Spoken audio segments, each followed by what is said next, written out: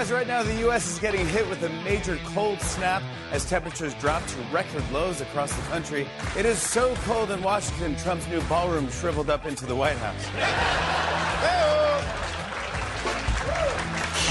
Ballroom. What? Had to try to explain his joke because no one got it. Because we live in an idiocracy.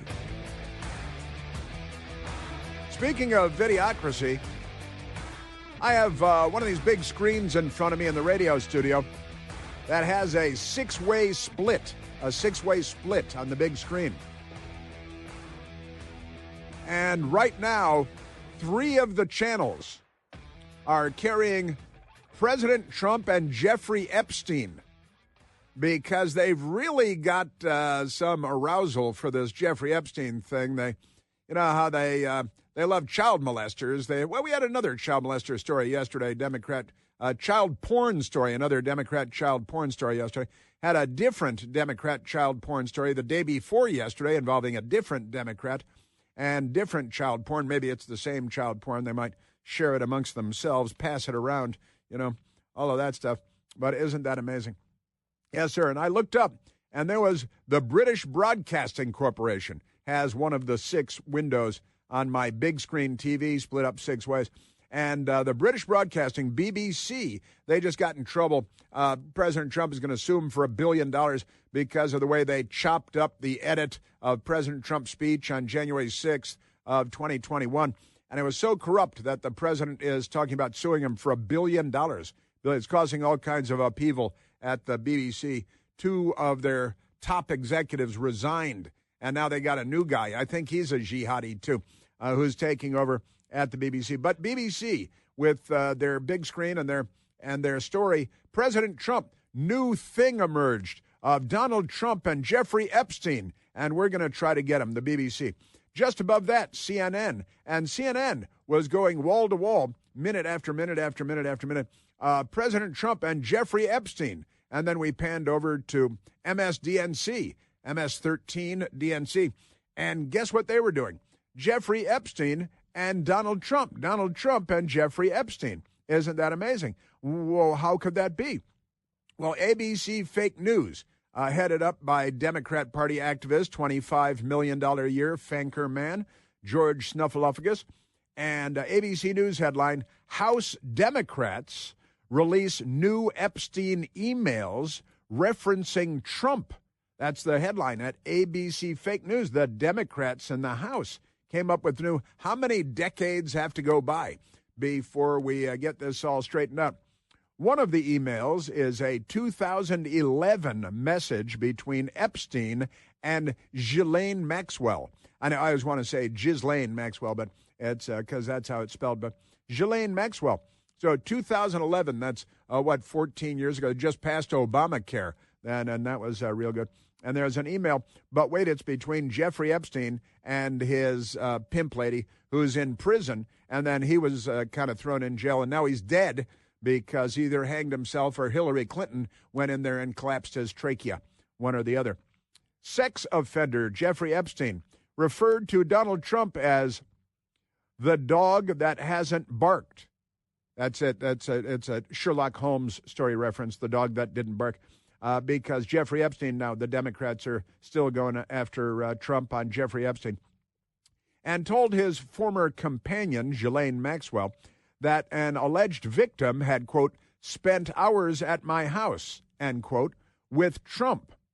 But with Trump is not in quotation marks. So they're already corrupting the hell out of it. ABC News. And I bring this in when I pulled all their White House press passes, their State Department and Pentagon press passes.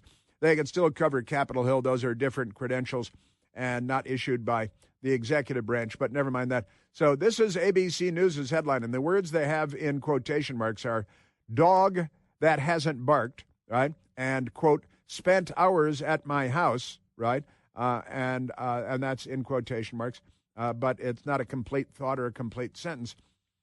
I want you to realize that the dog that hasn't barked is Trump, Epstein wrote in a typo-riddled message to Ghislaine Maxwell, April of 2011.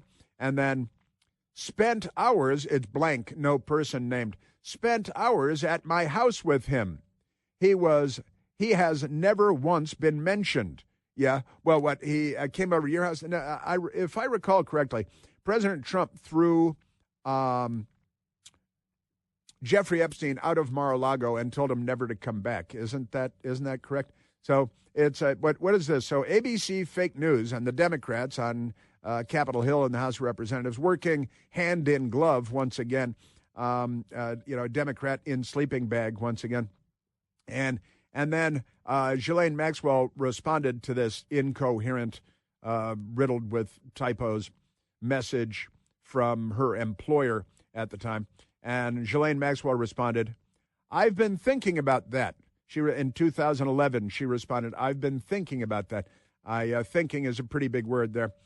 That email exchange, which came just weeks after a British newspaper published a series of stories about Epstein, Maxwell, and their powerful associates, was one of 3 released by the Democrats from a batch of more than 23,000 documents that the committee recently received from the Epstein estate in response to a subpoena. The names of the alleged victims and other personally identifying information were redacted from the messages. Now, what is it that these fragmentary sentences are supposed to reveal? They're not actually revealing anything, I can tell you that much. There's nothing being revealed. The other newly released email exchanges are between Epstein and author Michael Wolff, who has written 4 books chronicling the Trump presidency. Wolff has said that he spoke to Epstein at length about Trump during his reporting for the books. Sure he did, sure.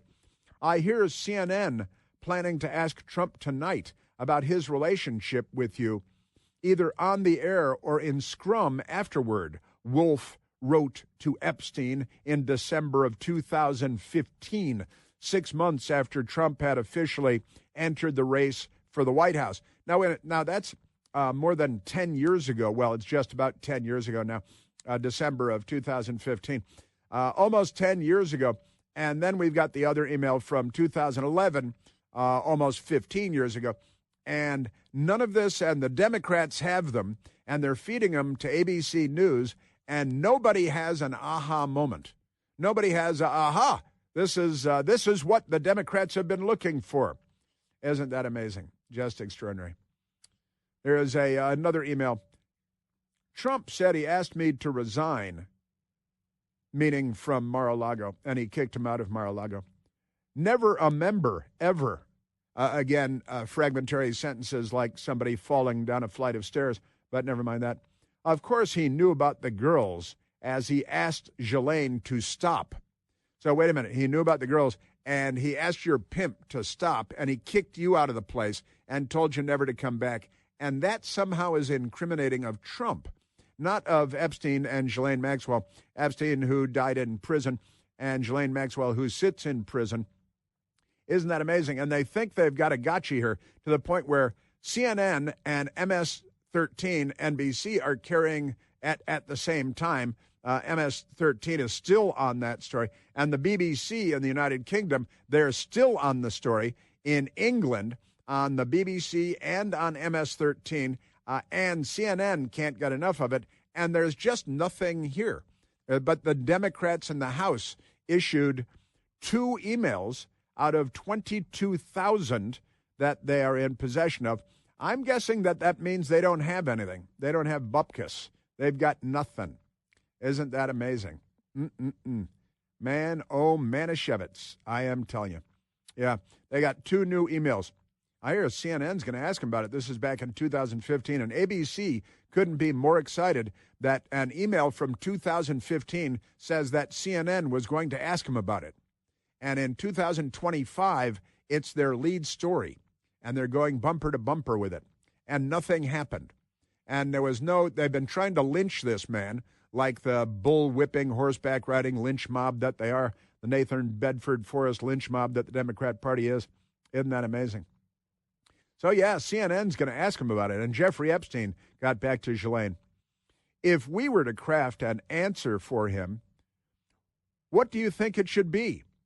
Well, isn't that fascinating? Ghislaine Maxwell was asked by Jeffrey Epstein a decade ago what answer he should give in an interview from 2015.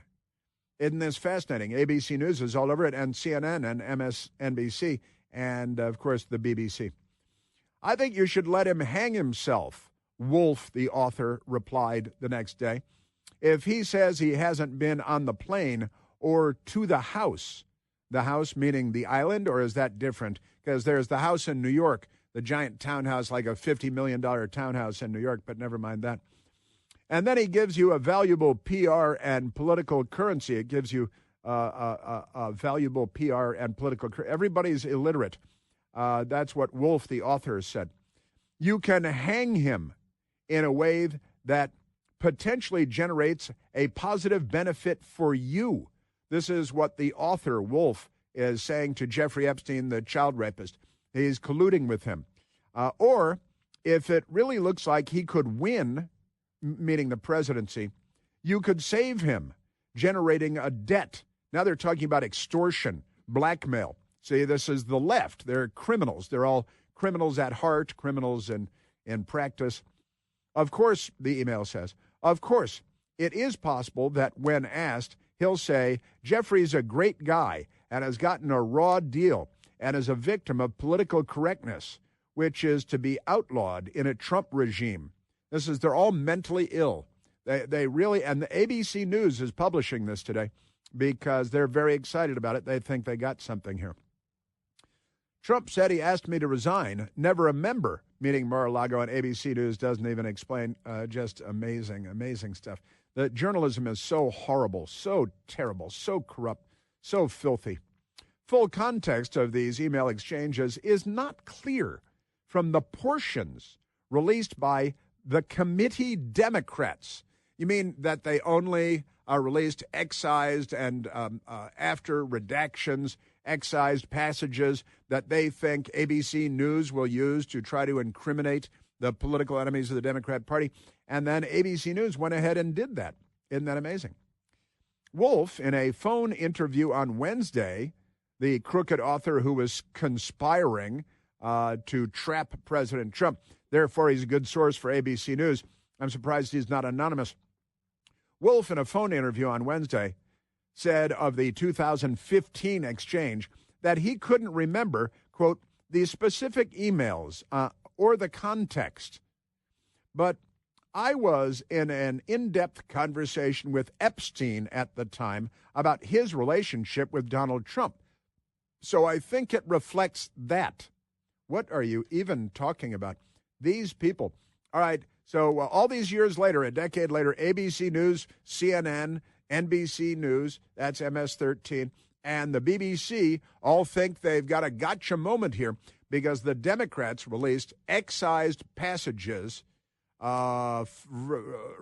replete with incomplete thoughts and incomplete sentences, and they're trying to turn it into a new rope and a tree because that's all they have. That's all they can do.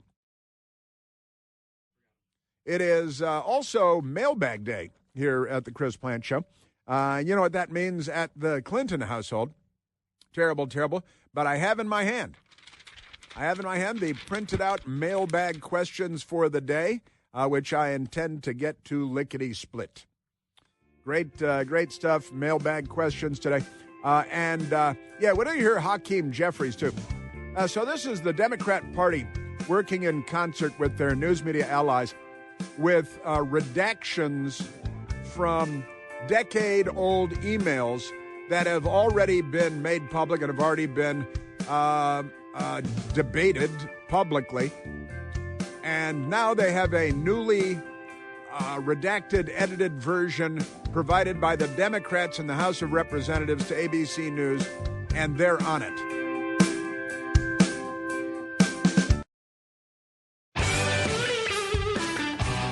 Let's go to the telephones before we get to all the madness, the craziness that everyone needs to hear about. Yeah, the fake news media and the Democrats on Capitol Hill, criminals that they are. I love the ABC News line. The full context of these email exchanges is not clear from the portions released by the committee Democrats. Yeah, but you're in cahoots with. You got to pull all your press passes from every place. Let's go to the phones, Michael. Let's go to Kevin, calling from Chicago, Illinois, listening on the great WLS. Kevin, you're on the Chris Plant Show. Good morning, Chris. Hey, Kev. I wanted to tell you that yesterday you were talking about liberal radio host Stephanie Miller. Uh-huh. And you mentioned that you had never heard of her. Uh-huh. Well, here in Chicago, she competes with you in the same time frame. No kidding. So, yeah. And you obviously are on WLS, the great WLS, 890 AM. Uh-huh. She is on I won't mention the colors, but her station is 820 AM. Uh-huh. So one morning I was out in the garage working, and I turned the radio on, and I always have it at 890, and I don't know if my granddaughter or the dog or somebody. So for about 45 minutes, I turned it on, and you weren't on, and I assumed she was a guest host or something. I was wondering why Michael Pelka wasn't on. Uh-huh. And it took about 45 minutes of listening to her, and I realized this woman is crazy. And then I looked and I realized I was on the wrong station. So that's how I came to know who she was. That is great. Entirely by accident. You were tricked. You were fooled. Someone was playing a trick on you. That's very funny. And the Michael Pelka, another Chicago guy, another American guy, and regular substitute host when I'm out, as rare as that might be. But that's pretty funny. I did not know that. I've never heard her. I've heard her voice on the internet, but not on the radio. And yeah, that's pretty funny. Stephanie Miller. We were mocking her yesterday because Kevin, I think they're all mentally ill. Am I wrong? Oh, after your show ended yesterday, I had to look it up on YouTube to see her bending down and kissing the feet of Jasmine Crockett. Right, Jasmine Crockett. Yeah. Not just bending, God. got down on her knees, and her elbows on the floor next to her knees to get down to wrap her paws around the shoe of a crazy, mentally ill Democrat member of Congress so she could lay her lips on her shoes and spread the Wuhan Red Death or something. Can you confirm that I just kissed your sneakers? This is true. They might be getting married soon, Kevin. I'm not sure what we have to look forward to here, but I'd have those shoes disinfected. I think her lips are safe. I'd have the shoes disinfected. These people are. They love their own mental illnesses, don't they?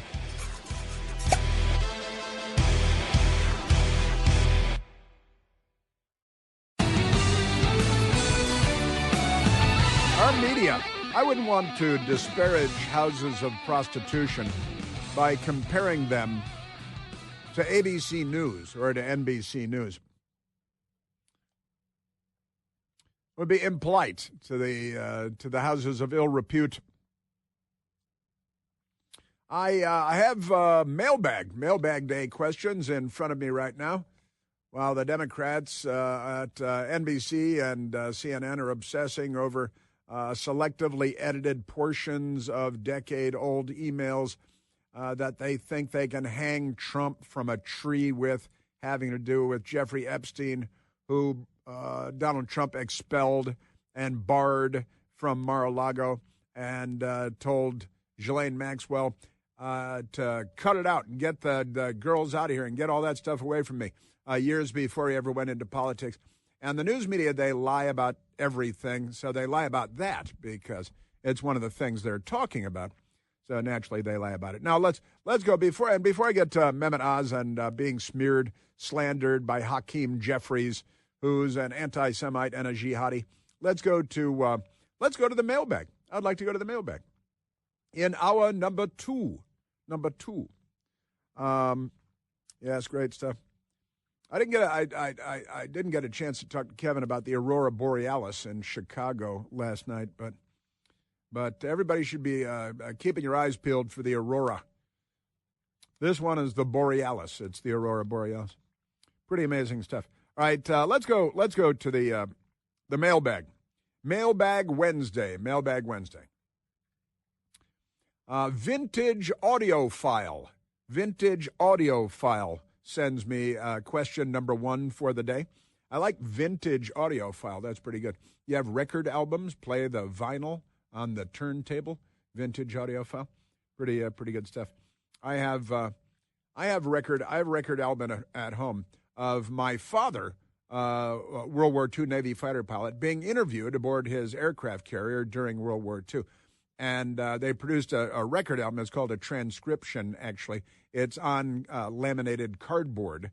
And you put that record album on a turntable, and you have to play it at 78 RPMs, because there are 3 different speeds. He's a vintage audiophile, he knows. There are 3 different speeds on turntables, 33 1/3, just call it 33 for short, the most common, and 45 RPMs for your little, singles album with the big hole in the middle. You got to put that filler in there, right? And 78 RPM. And the record album of my father being interviewed aboard his aircraft carrier in 1944, pretty amazing stuff. You play it at 78 RPMs, and you put the needle in the center of the record, and it plays out from the center. Might not have ever seen that. Vintage audiophile. That's the most unusual thing about that. Let's go to Vintage Audiophile's question now. Enough about me. Hey, Chris, love you. Can the filibuster be lifted temporarily to do what needs to be accomplished and then put back in place in 2028? A move similar to the Democrats changing the roles as it suits them. 100% true. The Democrats, under Harry Reid, when Harry the Body Reid was the Democrat leader in the Senate, he threw out the filibuster so that they could get all of Barack Obama's radical left-wing, communist, America-hating, transgender mental cases onto the federal bench as judges. And then the Democrats all voted in real fast without even having hearings and without talking to anybody, about learning anything about the radicals that Barack Obama had selected to be communist judges. And the Democrats gave the bum's rush to all of the Obama nominees for the federal bench.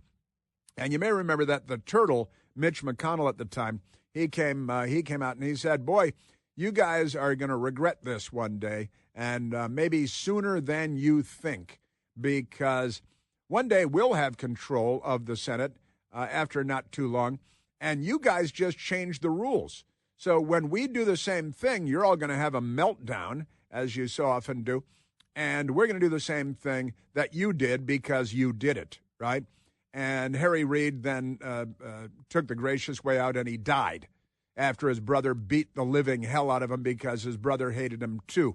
And, then there's the whole gangster thing with the mafia thing with Harry Reid, but that's not important now. But the Democrats did that, and then President Trump put 3 people on the Supreme Court that will plague the Democrats for generations to come. And then they put a woman on under Joe Biden that doesn't know what a woman is. What am I, a biologist or something? Are you very severely mentally limited? Because you're a woman. A woman is an adult female human. That's what a woman is. But never mind that. Now, can the filibuster be lifted temporarily and then do what needs to be accomplished and then put it back in place? Well, I got to say, vintage audiophile, you could do that. And that's basically what Harry Reid and Obama did when they controlled the White House and the Senate, so they could put all the communists in who hate law and the Constitution and the United States of America, and they did that, and then it bit them in the butt. Now, I've got to say, vintage audiophile, I understand your urge and your instinct, and President Trump has talked about this very clearly and very vocally just in the last couple of weeks about doing away with the filibuster, because he said when the Democrats take over the Senate the next time, whether that be in 200 years or whatever, they're going to do away with the filibuster so they can give the bum's rush to all of the crazy transgender stuff they want to make law in the United States. Now, I've got to say, audiophile, vintage audiophile, if I were president, my inclination would be to not, I'm not president, but if I were, my inclination would not be to do away with the filibuster until we're leaving, and then we'll put the filibuster back in. Because then the Democrats come in and would just say, well, you guys took the filibuster out, and then you put it back in, so we're going to take it back out. And now we're 5-year-olds because we're all, I don't want to use the R word that I'm thinking, but it's just, I'll say reprehensible, not the word that I was thinking, but the Democrats, when they come in and they say, well, we're going to do away with the filibuster. If you as Republicans didn't do away with the filibuster, then at least you'll have the moral high ground. Not that that matters to the news media because they don't know what those words mean, moral high ground. But I got to say, vintage audiophile, if it were me, I would not do away with the filibuster and then put it back in. But if I did do away with the filibuster, boy, I'd pass everything and make it law in no time at all. And honestly, I think when the left, because they're not honorable people, they're not, Democrats used to be, you could at least find many honorable people among them, elected Democrats in Washington, in the Senate, in the House. But they're not honorable people anymore. The party is not led by honorable people. They will do whatever reprehensible, self-serving, selfish, greedy, self-enriching, corrupt thing that they can do. And we know that. I don't want to join them. And it almost makes me cringe to say that because I know that they will abuse the hell out of whatever power they have the moment they have the power to abuse.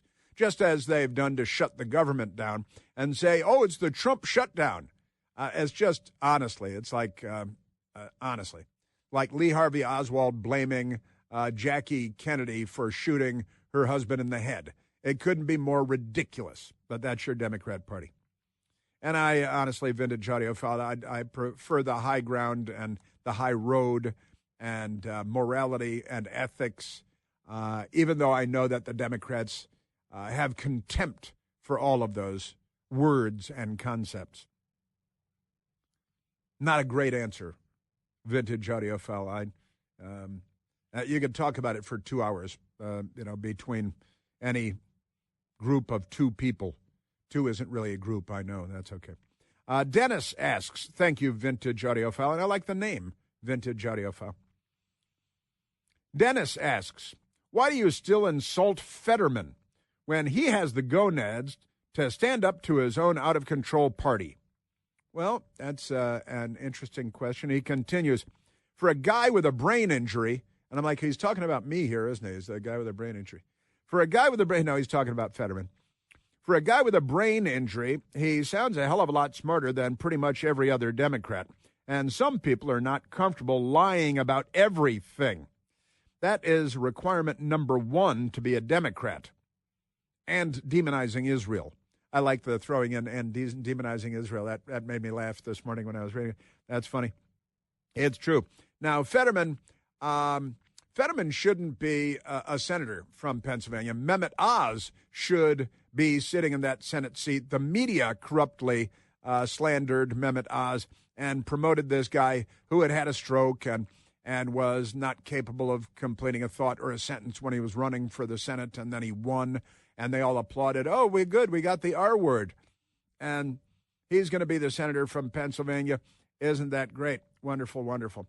Why do I still insult Fetterman? Well, he's a Democrat, is the short answer to your question, Dennis.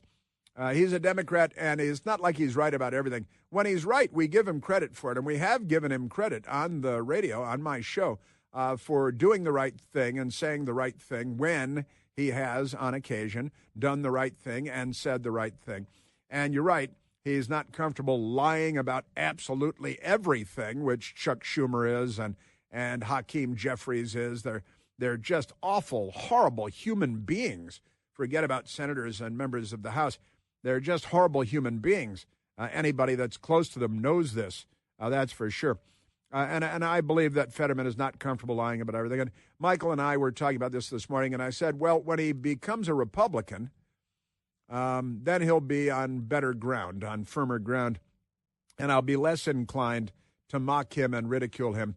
But as long as he's a Democrat and he has all of these issues, I'm going to mock him and ridicule him and make fun of him and probably insult him because it's a nasty game that the Democrats have created with all of their information dominance and all of that. Why do I still make fun of him? He needs to change political parties.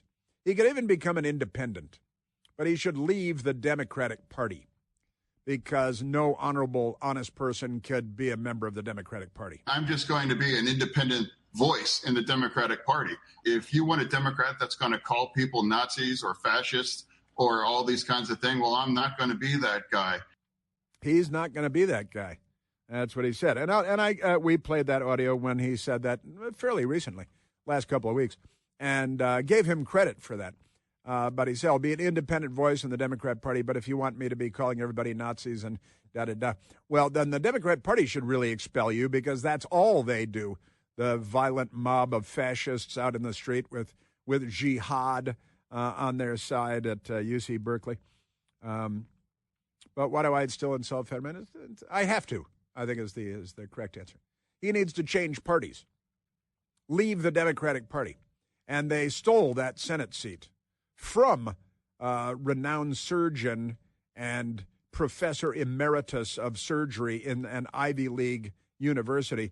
And he lost it because he's the villain of the story. The corrupt Democrats and their corrupt media bootlicks. You know, like that talk show host, Stephanie Miller. She's a bootlick, and they were only gym shoes, whatever they were. They were gym shoes. But, Dennis, I understand your question, but it's kind of a hardball world here in Washington, D.C., and this game of politics, which is not a game at all. Let's go to Stevie G. Stevie G asks, Kamala says she was playing 3D chess in the last election, but I'm skeptical. You're right to be skeptical. Remember, she said, I played the audio yesterday where she said she's playing 3D chess against Trump on Election Day. I understood the game that was being played, and I made a decision that I wasn't going to get played. And cackle, cackle. Got it. chess, not checkers. Yeah, three-dimensional chess, I'm telling you. Yeah, chess, not checkers, three-dimensional chess. She doesn't know what these words mean. An absolute embarrassment. Kamala said she was playing 3D chess in the last election, and then she lost. And Stevie G says, but I'm skeptical. You're right to be skeptical. I don't believe she could play Go Fish blindfolded against herself. What kind of chess would you say Cammie was playing? She's playing stupid chess. Honestly, inflatable chess. She isn't all chess. We were talking about all chess games are 3D. They have chess pieces and a board. It's all 3D, and you go from right to left and forward and back. And I used to play chess. Haven't played chess in a long time. I was too good at it. It was too easy.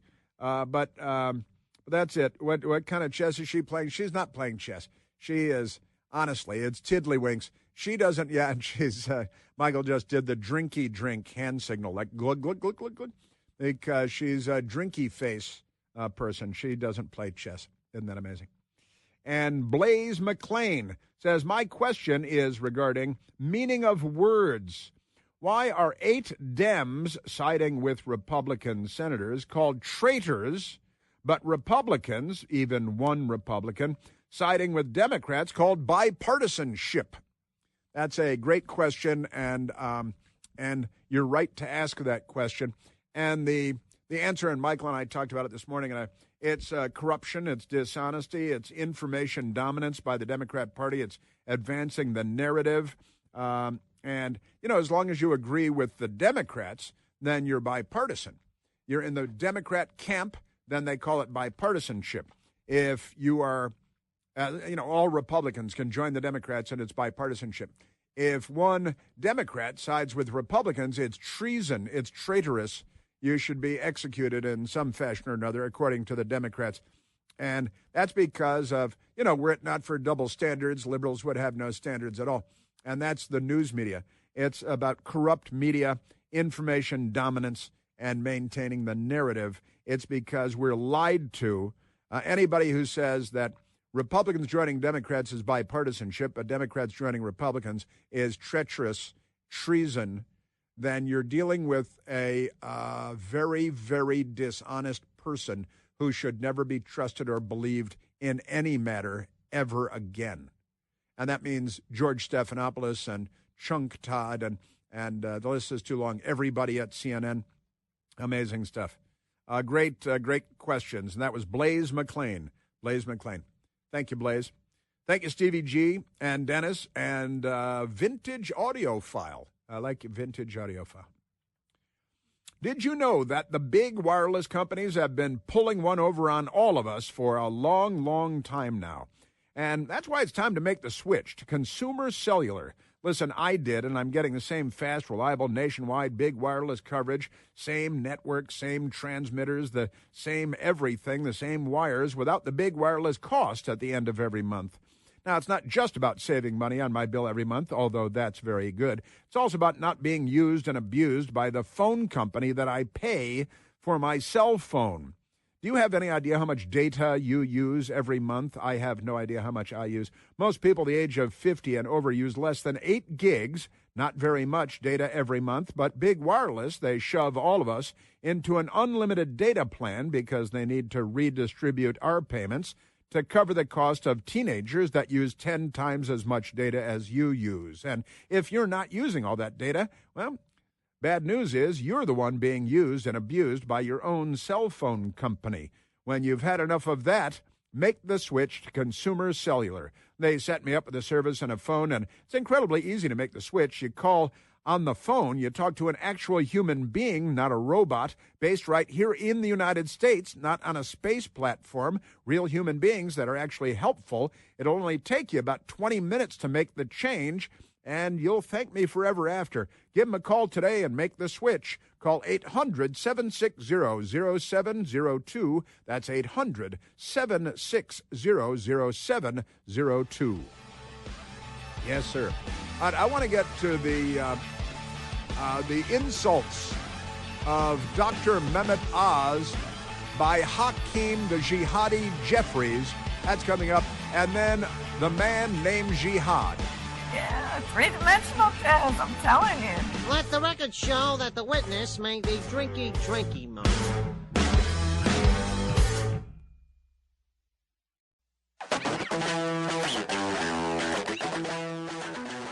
Ah, yes, trashing Dr. Mehmet Oz.